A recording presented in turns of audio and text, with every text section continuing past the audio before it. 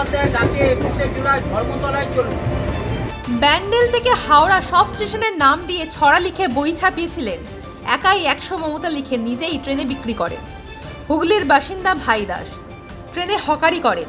সকালে কয়েক ঘন্টা হকারি, তারপরে গলায় প্ল্যাকার্ড ঝুলিয়ে 21শে জুলাইয়ের প্রচার।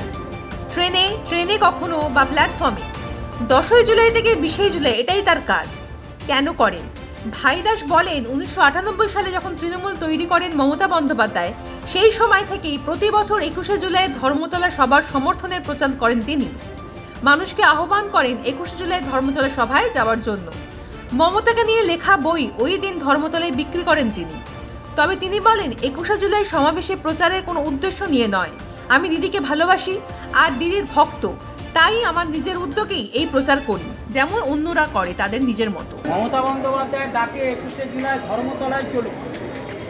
মা মাটি মানুষের স্বার্থে শহীদের স্মরণে 21শে জুলাই ধর্মতলায় চলুন।